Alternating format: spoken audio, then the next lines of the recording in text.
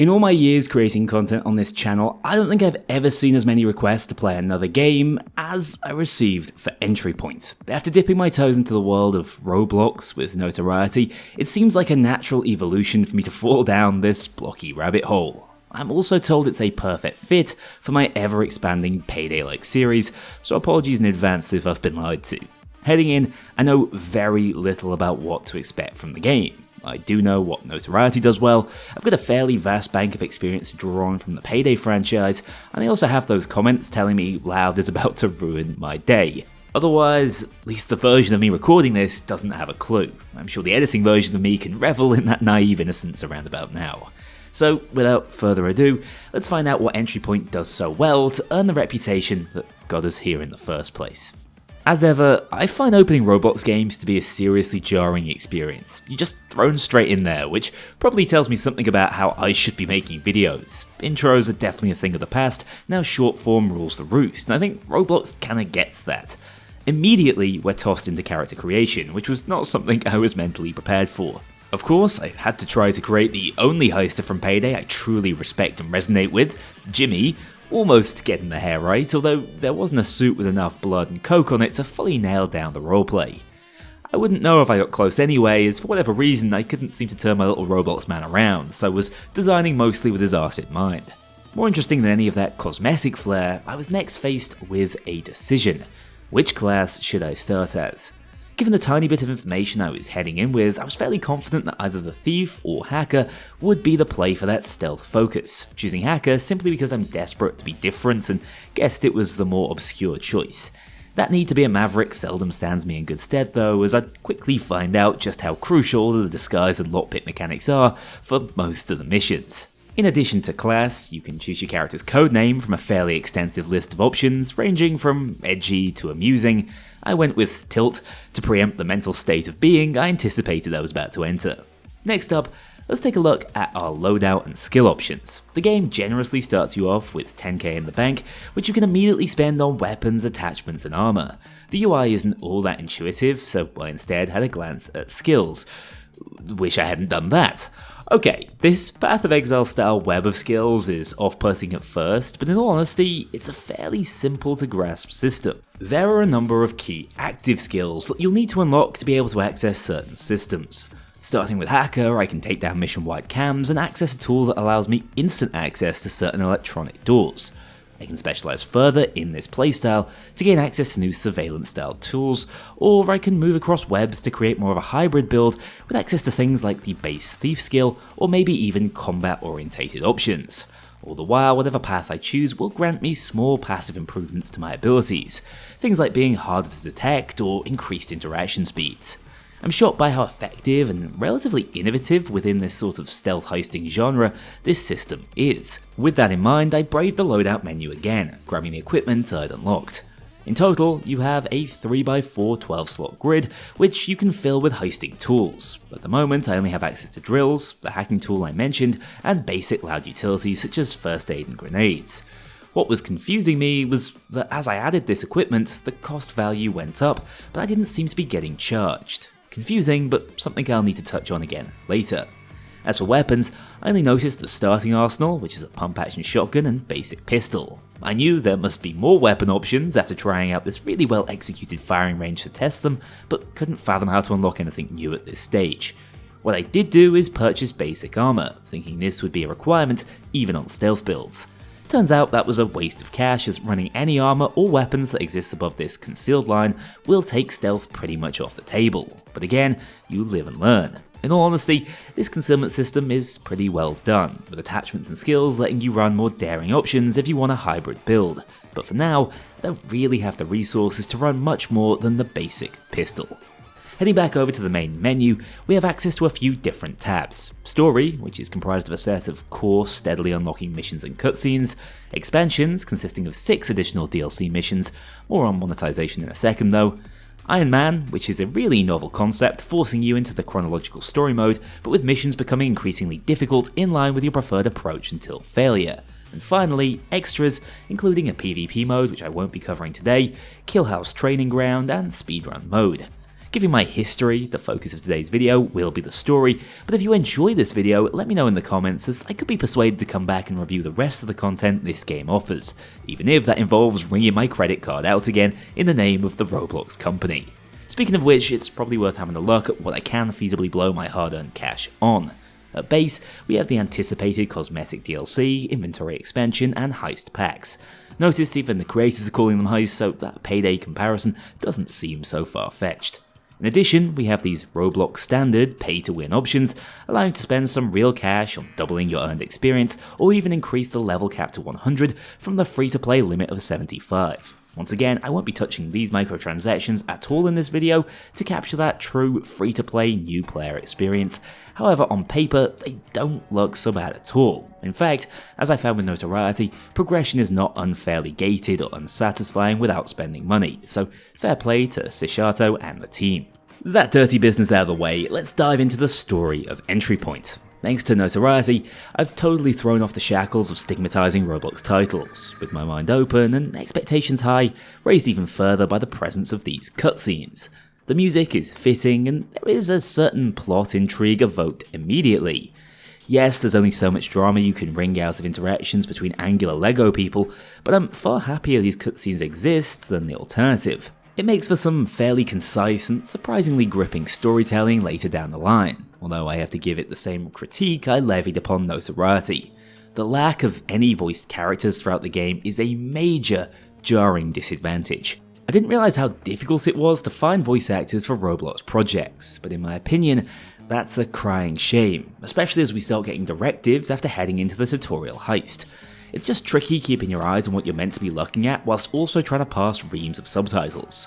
Anyway, this is the first mission of the game, called Freelancer. Essentially, my boy Tilt here is a gun for hire when it comes to crime and assassination, and has been hired by the shadowy mercenary organisation Halcyon to do their dirty work. This initial tutorial has us robbing a bank's vault in true Payday fashion, teaching its core mechanics in a more involved way than I think the Payday franchise has ever managed. This is really good stuff. We learn to shout down hostages, who immediately ignore all directions to stand back up again. We learn we can shoot the locks off doors, and that we're going to be seeing a whole lot of Payday 2's interaction circles in this game, as we place and detonate C4. I'm not sure about being able to see my character in third person at all times in the bottom left hand corner of my screen though, but it's just a little distracting as someone who prefers a more minimalist UI. Anyway, next up we need to grab a drill. You see, this game has a novel take on the equipment system. Instead of just having bottomless pockets, you have limited carry space and need to specifically grab tools such as drills to enter vaults.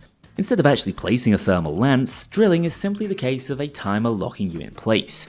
You can cancel the interaction without losing progress, meaning it's just a very different way of approaching these sorts of objectives than the sit and defend we're used to.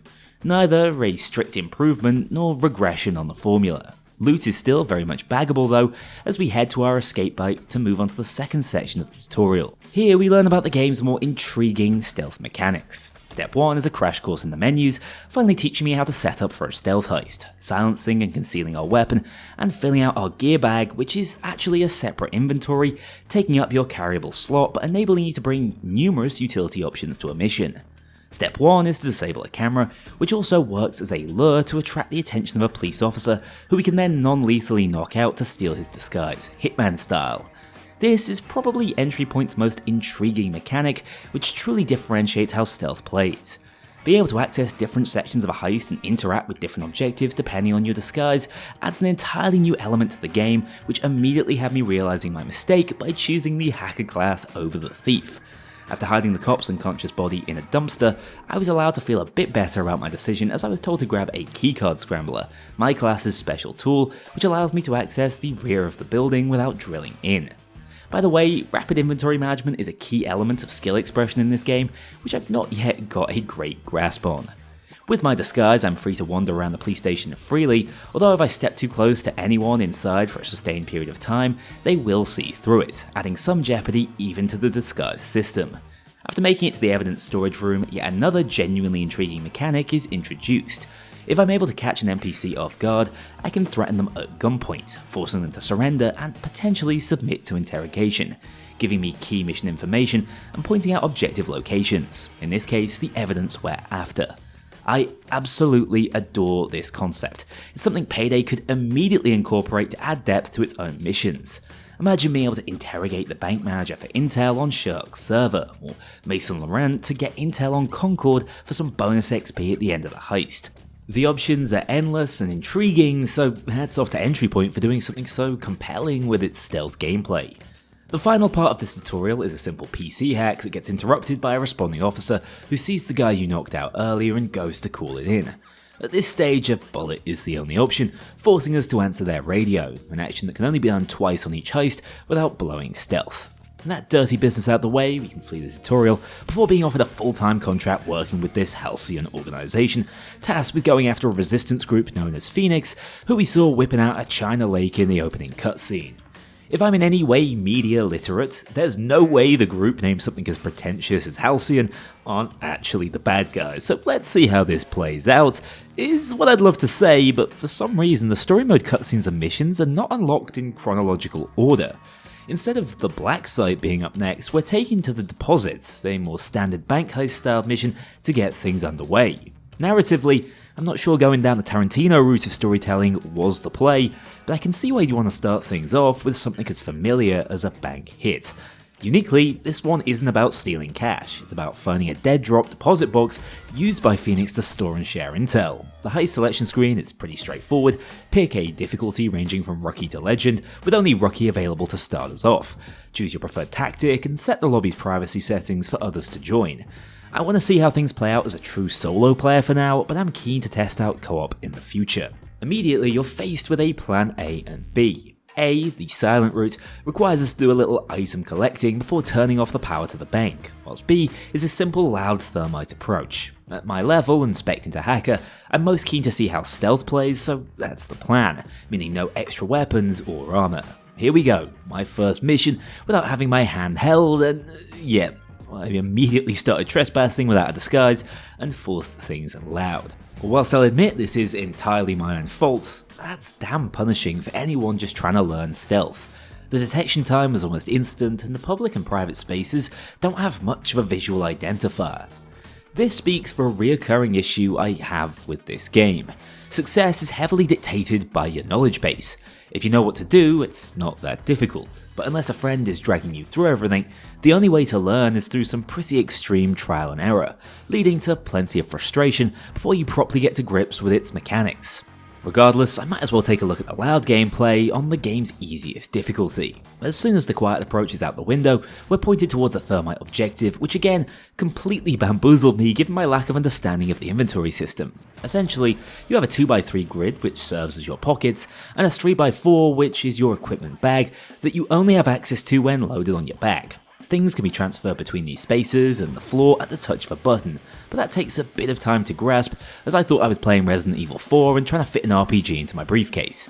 Eventually, between eating bullets from the SWATs, I got a canister in my inventory and moved to start the reaction. Speaking of those SWATs, alongside rooftop snipers, which spawn a little too frequently for my liking, they are the main deterrents of loud on this difficulty.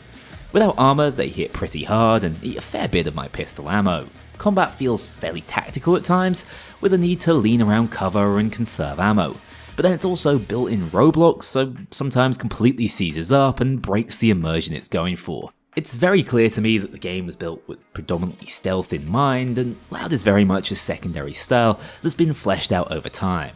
I do like that I can pick up weapons from fallen enemies, but hate how hard ammo is to come by, as there's no universal ammo sources a la Payday. If you have a rifle, you need to walk over other rifles to fill up its reserves. This led to a rather pathetic first failure after setting up the thermite, as I ran out of bullets and couldn't make the Rambo gameplay stick. All good though, this was a great opportunity to attempt stealth again, as I remembered what I'd learned in the tutorial. Instead of wandering in brazenly, I disabled a camera around the back of the bank, baiting a guard directly towards me and stealing their disguise to grant much safer access to the employee-only section of the bank. Carrying my big bag of equipment seemed to make employees notice me faster, but I was still much less conspicuous than before.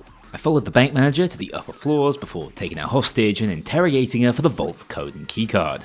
Unfortunately, I was spotted on the staircase, leading to a bit of a bloodbath and my eventual downfall. Interestingly though, I was far enough through plan A that the thermite plan wasn't a complete necessity, instead hacking into the 2 security stations with my keycard device and removing the lockdown on the vault, all while fending off the SWATs with an MP7 adjacent SMG. Whilst loud gameplay still didn't feel that refined, as I got the opportunity to try out more weapon types, I was enjoying it more, with the pump shotgun in particular packing a punch. This enabled me to open up the vault before needing to search the archives to locate the correct deposit box I needed to drill into. I think the game is quite confident in how it lays out its objectives, just relying on you to explore and locate crucial elements of the heist, such as the archives. Again, this is more gameplay designed around being an enfranchised player. The sort of once you know approach that leads to a sizable divide between experienced and newer players. It feels intentional, so I'm not going to say this shouldn't be the case, but I do wonder if it leads to more quit moments than the designers intended. With that said, I won't be quitting. This game clearly has something to it. Despite the jank and obtuse design, it feels like the sort of experience that will really reward persistence, something I'm going to need a lot of, as I was taking out 16 minutes into this one setting up the thermite in the lobby that would lead to our escape. Turns out snipers hit pretty damn hard. I had the blueprint down now though. Steal a disguise, strut around upstairs, stare into the beady little eyes of the security guard as he calls a SWAT team on my ass. Yeah, I'm not sure I've got a full grasp of all these stealth mechanics just yet. Anyway, I was able to start breaking into the vault once more, this time not finding the keycard on the manager's body, but instead needing to drill open a safe in her office. Yes, entry point has infinitely better random variation than Payday 3. In fact, I'd go as far as to say it's a particular strong point of the game on most of its missions.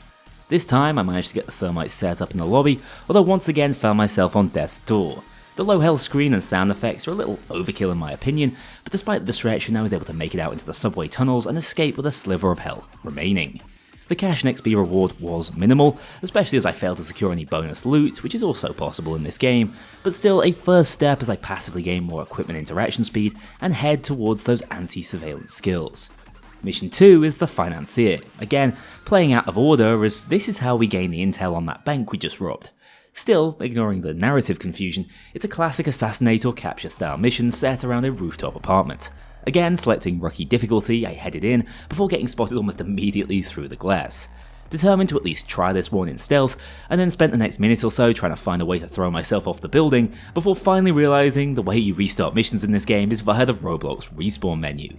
Give me a break guys, I'm still getting to grips with this whole thing. This time around I remembered that core hostage taking, disguise mechanic, even managing to interrogate a rooftop guard for intel on a safe combination inside.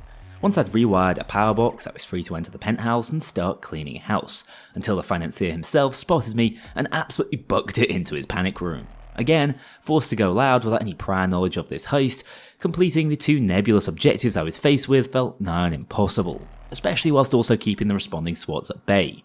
This turned into more of a holdout than anything else, as I painstakingly scrambled for ammo and used up my healing resources before finally bothering to check the panic room, which lo and behold, I could have hacked with my jammer all along. I also found a laptop with intel on the safe, giving the exact location it was hidden behind. Again, I like the way these objectives are structured, requiring exploration and prerequisite information to solve, as well as alternate paths to victory, with the safe either requiring a long drilling interaction or simply the code given to us by security outside. However, I feel like there are some missing prompters to move things forward for new players. Just a clue, like Ross keeps his documents secure on a laptop, would give you an idea of what to look out for instead of needing blind luck or learned experience. Anyway, on death's door I grabbed the intel and one-shot Ryan Ross, meaning all I had to do now was start up the chopper for escape, but ended up eating carpet instead. I really don't know how I feel about the transition from loud to stealth. Being forced into a build specific to stealth or loud doesn't strike me as the perfect solution. I'm not sure all armor should be discouraged, because it leaves little to no room for a hybrid middle ground. Still, for right now, I'm so bad at stealth, it feels like loud gives me a distinctly better chance overall. On the following attempt, I managed to catch Ross out alone, affording me an opportunity to interrogate the man himself and not necessarily execute him. The problem is, I'm still learning what constitutes a visible sign of breaking and entering. Payday is notoriously fast and loose about this. Open vaults won't necessarily arouse suspicion, but in entry point, something as simple as a door open with a drill rather than a lockpick can be called out, leading to something that the game does have in common with Payday, the classic pager chain reaction. Again, finding out the hard way feels like a tough love method for learning lessons in stealth, but I did later discover that there's a skill that allows silent drills to not damage doors, meaning this is very much a roleplay decision I should be factoring in. I don't dislike this mechanic at all, I just don't enjoy how abruptly I keep finding out about them. This late failure isn't the end for us on the attempt though, as all I need to do is start up and defend the chopper for escape, this time with full resources. This defense is on roughly a 2.5 minute timer, which I don't think works that well within the framework of Entry Point's slightly limited combat system, although I say this whilst only playing on the easiest difficulty. I'm just not sure the game fully respects the player's time, which is another area of frustration I'll touch on more during a later heist, which is even more brazen in its lack of respect. Regardless, the Financier was a simple snatch and grab with quite diverse RNG to fill that easy, replayable mission niche. Up next, again, way out of order, and I'm talking years ahead in the game's chronology, we take on the Withdrawal. This is a secondary bank heist, far closer to a traditional Payday setup with what seems to be a new contractor, leaving me with even more questions around the story. I decided in my infinite wisdom to up the difficulty to the second rung of Professional. In exchange for greater reward, difficulty impacts how quickly you're seemingly detected, as well as the intensity in enemies spawning on assault waves, with the Aegis shield units joining the SWAT ranks. It also, and I found this confusing at first, comes with a heist expense based on your gear. So finally, I understand why the equipment carried into a heist has dollar values next to it. On Professional, 50% of that total gear cost is charged upon finishing the heist, successfully or otherwise. This is a genuinely neat way of increasing the risk reward for tougher heists and granting experienced players a method of earning even more for their completion. The better you know a mission, the more miserly you can be with your build, only bring the bare essentials, and if you're certain you can complete the heist in stealth, you can avoid bringing things like first aid altogether, reducing your total expense burden. The problem is, you're charged upon failure too, so for less experienced players trying to challenge themselves, this system is highly punishing, as I quickly found out after a couple of resets. This in mind, you are discouraged from trying harder difficulties until you've got the lay of the land. I'm split on this one, especially as a solo player trying to make things more difficult, although by the sounds of it, it would be a half decent way to funnel new players away from Payday's hardest difficulties if they were to adopt a similar system. As for how Professional played during loud gameplay, my lack of armor felt untenable. Flashbangs are added into the equation just to confuse me even further, and those shield units will start spawning in. Basically, as it stands, especially solo, I think stealth has to be the way to go, which is fine by me, as I'm just starting to get to grips with it. Getting that disguise early feels key, and fortunately heist is designed to allow you to call enemies out of position to swipe one safely. With my hacker specialization, I'm able to make it into the employee-only areas of the bank and get to work on the objectives. Please ignore the fact I'm carrying 2 of those jammer tools. I am but a babe to this game and for some reason thought they were one-time use. Anyway, after much stumbling around, I located the server room and the correct power box to switch off the metal detector. Finally, putting the heist itself into motion, trading out disguises to fool the manager into thinking I was a client. This kind of roleplay is top tier, I love it. Following them through to the vault only to be threatened with a body search and having to quickly neutralize them and the guards flanking the vault is proper heisting movie fantasy stuff. Just ignore the manager slithering over to the keypad. Proper heisting fantasy. Even more fantastical is the camera in the vault. Yet, the second the doors swing open, my crimes are laid bare for the camera operator to see. An absolute slap in the face you can only anticipate if you've made it this far into the heist before. Moments like these need to be earned in my opinion. There had to be some sort of warning that doing this with cams up might have repercussions. Then I could at least blame myself. Instead, it's a complete gotcha moment, forcing things loud at the 11th hour, which I wasn't in the least bit prepared for, with my only drill halfway across the bank. Another failure that I couldn't first aid kit my way out of. Extra frustrating, bearing in mind I'm still no expert at taking hostages, and each cock-up was costing me hundreds of dollars. Eventually, everything came together. I actually located the camera room and took the operator out first, before again returning to the vault and opening it up without the instant failure this time. You learn the lessons quickly, just a little too brutally for my liking. Then came probably the worst section of the game so far from my perspective. I first need to drill through the gates. If I was spec'd as an engineer or thief, this might have been faster, and I know it's possible to speed up drill timers, but is it really necessary at this stage to sit through a 30-second drilling section?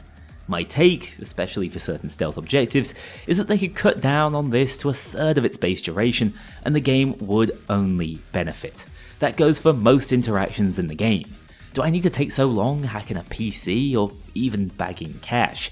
Payday is also very guilty of not always respecting the player's time, but I don't think this time management system works for all games. I found the same with Notoriety.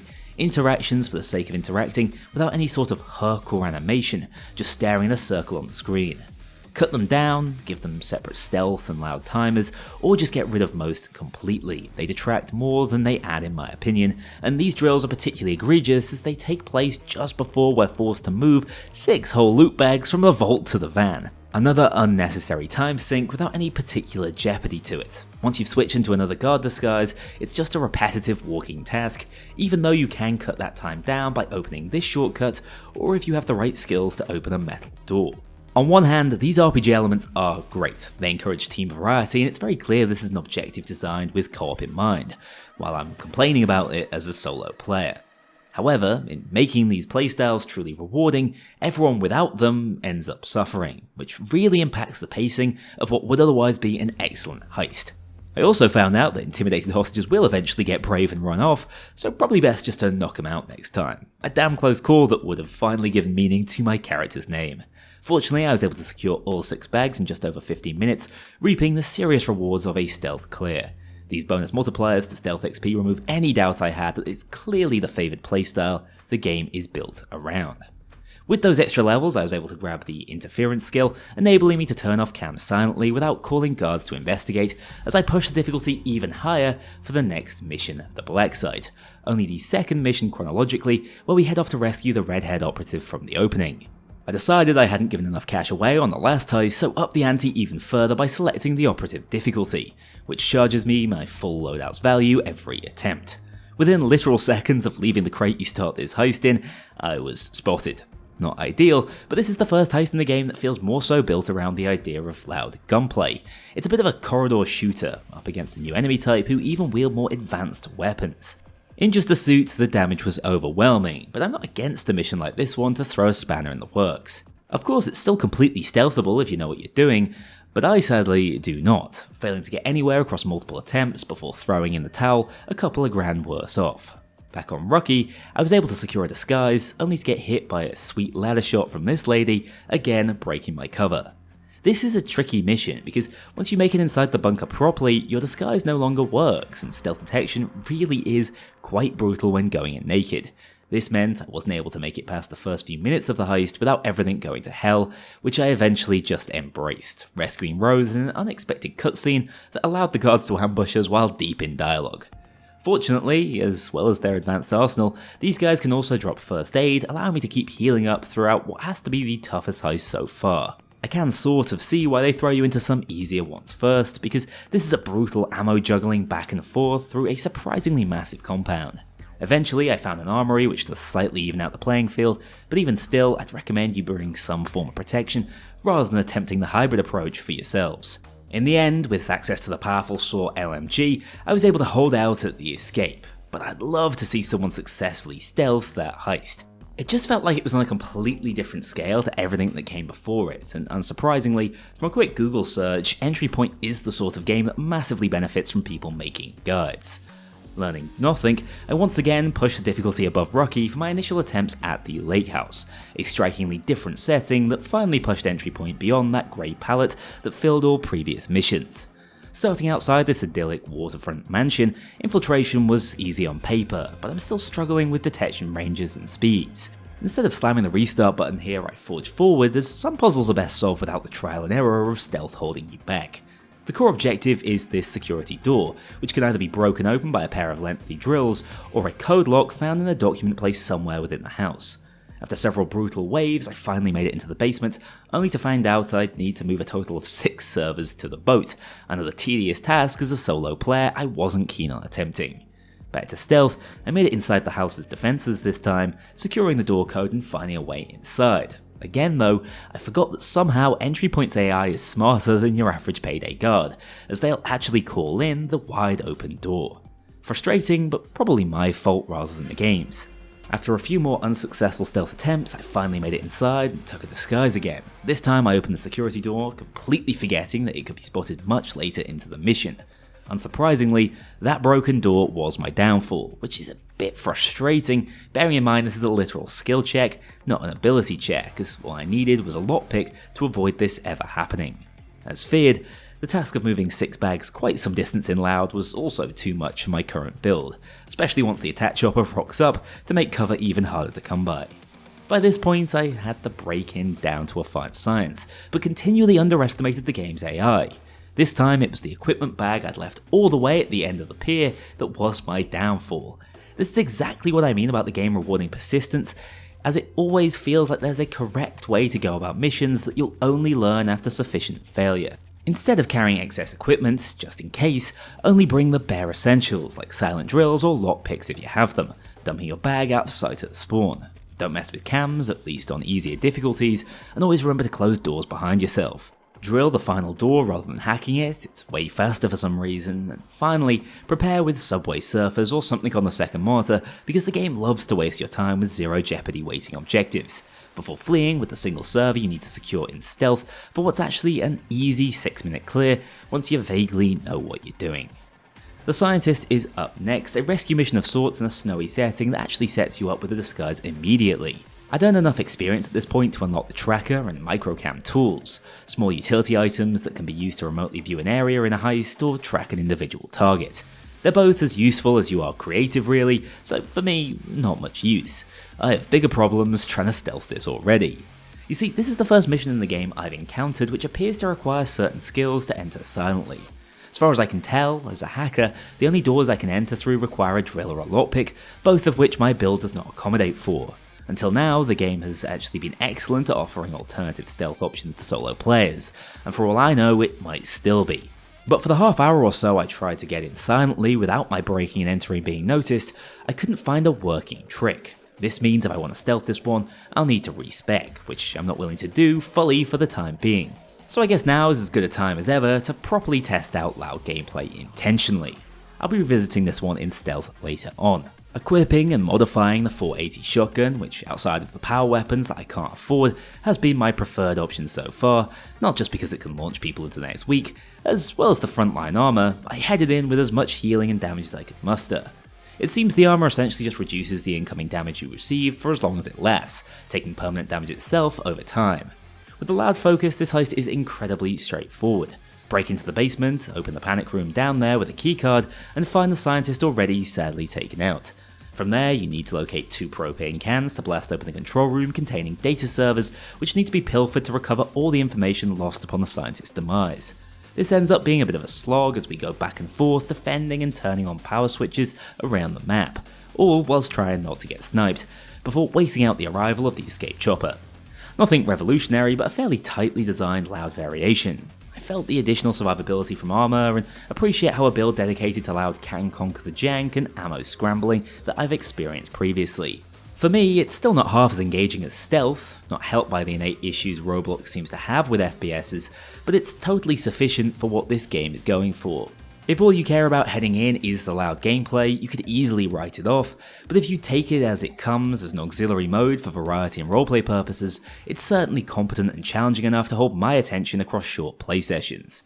Back onto the bread and butter of stealth though, we only have 2 missions to play through before completing the entire base game storyline. Narratively, for anyone trying desperately to understand what the hell is going on, as predicted, Halcyon are proper bastards. After running the initial missions for them, rescuing Rose and disrupting Phoenix's operations, Ren, your first handler, was tasked with taking you out, before Jackdaw, the obvious red herring nemesis from the opening, saves your life and converts you to his cause after learning Rose is now dead, discarded by Halcyon. The cliches are heavy-handed at times, and it can be difficult to get an emotional beat out of these blocky models, but there's still a competently compelling spy thriller narrative under there as you help build up Jackdaw's organisation, your first few missions heavily disrupted, growing their wealth and recruiting characters like the Scientist if you complete her mission in stealth, another cool narrative curveball. I love the idea of playing both sides, and it does give some genuine context to all your actions, which is more than I can say for some massively higher budget titles in the genre. That all said, we're at the home stretch now, seeking out one of Halcyon's core bases by heisting details of its location directly from the Canadian government. Pretty damn cool. In stealth, this heist has you taking out undercover janitors for their disguises, enabling you to enter deeper into the security offices. By this stage, I had both hacker and thief, meaning I could access both core stealth tools, and my disguises were actually convincing. I really enjoy the loop and stealth of trying to upgrade your disguise to access more and more secret areas, but I'm also impressed by how reactive the world is to your pursuit of that. For example, if you take out a patrolling security guard, you can access a top tier disguise, but doing so will put the security room on high alert, forcing you to seek them out quickly to deal with them before the alarm can be raised. These sorts of curveballs are really effective, although again, will often require heist restarts to properly understand and use to your advantage. Slowly, but surely, I started learning the building's layout, dumpsters to hide bodies, and guard pathing routes, enabling me to get the security disguise at last and take out the camera room, preventing any further investigations. In fact, I could now use the cameras to my own advantage, tracking targets and catching this lady drinking on the job. The objective at this stage in the mission is to access 3 server rooms and extract all of their data before locating a top agent and stealing his USB. Unfortunately, I didn't know said top agent could path into the server rooms, meaning he found the hack in progress and forced the mission loud. Whilst I was gutted to fail stealth, at the very least it enabled me to experience one of the game's most ambitious loud objectives as we get into a firefight with an actual gunship. I don't fully understand how this combat works. It seems as though you just need to do enough damage to force it to fire both of its rockets at you before flying off with its propeller between its legs. But honestly, there is no feedback for that damage. It could just as easily be a time-gated objective hidden behind something more active. Regardless, thanks to the bonus supplies kept in lockup, I had enough ammo and healing to push on through, making a break for the helipad and clearing the second to last heist in the story. The final mission, Black Dusk, is even more ambitious with the formula. Functioning as a wonderful sandbox, it does as much as it can with every class type and playstyle, offering a full suite of tools to anyone willing to explore the map. Unfortunately, it's such an open-ended sandbox that I didn't have a clue what to do at first. Everything's on a timer as we need to plant inexplicably live bombs, and the only NPC that tells me anything just wants me to stand over here. I was understandably jumpy as a result, and failed a few attempts as I fumbled around with the different tools at my disposal. By stripping us of our equipment initially, it gives the mission an almost immersive sim quality, which is difficult to take in at first. Eventually, I got back to basics. Locate a weapon, find a guard, nick his clothes. You know, the usual. Once in the proper attire, you're free to explore the compound with far greater freedom, eventually locating my equipment and the 8 explosive charges that continue to count down to the fail state of this mission. At this point, we finally have some direction, with objective markers pointing out where the bombs need to go, but with smaller objective gauntlets in the way. Take for example the server room objectives. We can access this area in stealth by locating a red keycard. This can be found on the lead programmer, who we can identify by searching through report files or simply capturing and interrogating all the programmers one by one. Alternatively, if you're specced out with the blowtorch skill or get your hands on a screwdriver, you can just climb into the vents and force your way in without any of that rigmarole. It's clever design, giving you actual options that lead to vastly different scenarios. Then you have the operating room, which can either be forced open with a drill or accessed manually by locating an elite security guard and stealing their identity. Each comes with its own pros and cons, risks and rewards. Unfortunately, I didn't realise during this run that we also need to secure a keycard and hack a computer in this side room, meaning when it came to the final location inside a sealed vault further into the compound, I was straight out of ideas. I went back to find the diamond tip drill in a Hail Mary loud play, only to find out that the drill would take longer to break through than the bombs would to detonate, leaving this run effectively soft-locked, which was a bit of a gut punch. Putting the heist on a 15 to 20 minute timer is fine for someone who knows what they're doing, but just seemed like another barrier to success I didn't need to contend with as a new player, and had me pretty tempted to look up an actual solution. Still, I forged on as I had those first 2 rooms on lock at this stage. Again, that might be a bit of an exaggeration as I struggle to clean up a never-ending mess in this staircase. On missions such as these though, where most guards don't carry radios, you really can get away with the odd bloodbath, which is an important lesson you sadly only learn through experiencing firsthand. With half the bins in the lab stuffed with bodies, I finally noticed that running the elite disguise allowed me to move around with my weapon drawn, another really unique but easy to miss mechanic at play. With that additional freedom, I took down the Halcyon operations room again and finally opened up the vault by hacking their main computer system, taking out all the heist cameras before planting the final charges by the entrance, leaping down to the access elevator we'd started out in. With that, the ending cutscene was unlocked, taking a fairly dark turn for this sort of game as the player character goes up with the bunker, before Jackdaw makes use of our old weapon to finish off the leader of Halcyon, with them take down the entire organisation. A classic bittersweet finale that's far more satisfying than it has any right to be, adding just a little more weight to our struggles across those last few missions. Genuinely, the narrative was probably the greatest surprise across this entire storyline playthrough. These sorts of heist or assassin games live and die by cool characters. Consistent storytelling tends to be an afterthought, but that was shockingly not the case at all here.